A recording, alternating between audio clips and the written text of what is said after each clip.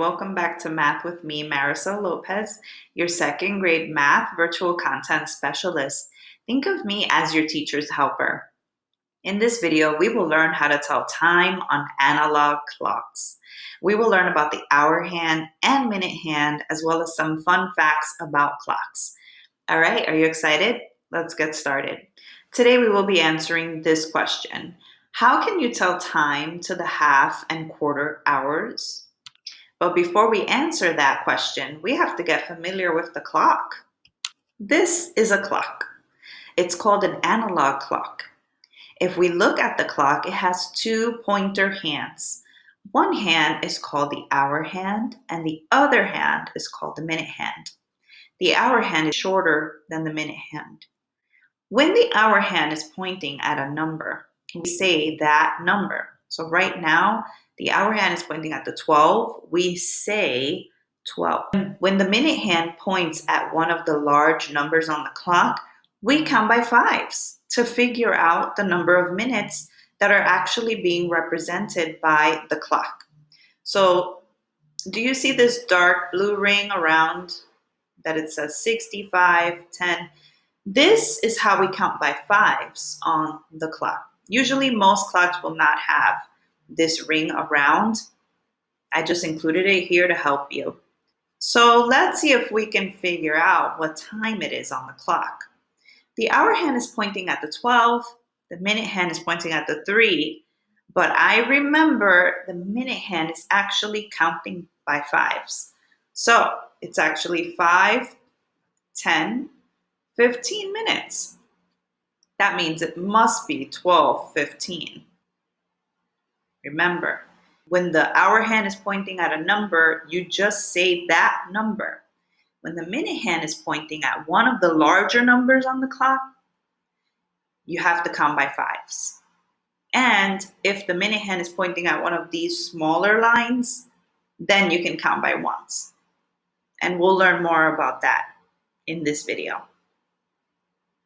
So remember, we said it was 12:15 on this analog clock. This is how we write the time, okay? This is how you might see it on your parents' cell phones or your cell phone or microwave, stove. So this way to show time is called digital. And digital time is a little bit easier to read. Usually the hours are on the left. In digital time, we write the hours on the left and the minutes on the right-hand side of this semicolon, which are the two dots.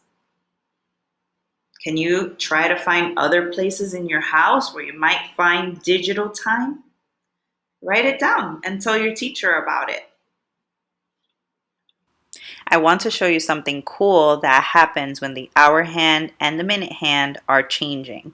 If we look here, the hour hand and the minute hand are both on the number 12. That is 12 o'clock. Now, as the time passes, you will notice that the hour hand is also slowly moving, getting ready to go from one number to the next number. But the hour hand moves slower than the minute hand. So watch this. The minute hand is moving. It is now 12:15. Did you see that the hour hand also moved a little? Now the minute hand is moving. It is 12:30. And the hour hand is in between the 12 and the 1 because it is getting ready to go to 1 o'clock. It is halfway there. Now it's 12:45. The hour hand is even closer to the 1. And then the minute hand is getting back to the 12. Now it is 1 o'clock. The hour hand has completed one full trip from the 12 to the 1. Now I'm going to share with you some fun facts about clocks. Like, did you know that there are 60 minutes in 1 hour? And usually when the minute hand is pointing at the 12, the longer hand is pointing at the 12, we say o'clock. So right now, the time on this clock is, let's see, the hour hand is pointing at the 1, the minute hand is pointing at the 12. Oh, I see, it is 1 o'clock. And we write it like this, digitally, 1, two dots, 0, 0, 1 o'clock.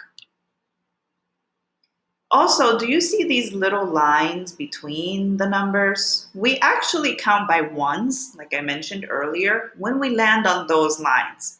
So if we look at the time on this clock, the hour hand is pointing at the 1, so we know that the hour is 1. For the minute hand, we begin counting by fives. So it goes like this: 5, 10, 15, and then we stop because there are no other fives to count. Minute hand is between 3 and 4.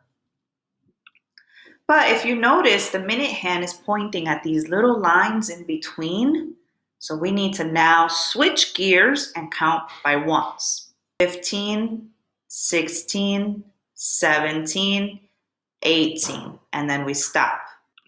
That means it is really 1:18, and we write the time like this up here digitally. In our previous unit, we learned about halves, thirds, and fourths. I want you to imagine that this clock is cut into 4 equal parts, or what we know as fourths. You can see the 4 parts by looking at these lines I have included on the clock face. Did you know that these fourths can also be called quarters? There are 4 quarters in 1 hour, and each quarter is 15 minutes. So for example, if the time is 1:15, just like this clock is showing here, we say it is a quarter past 1.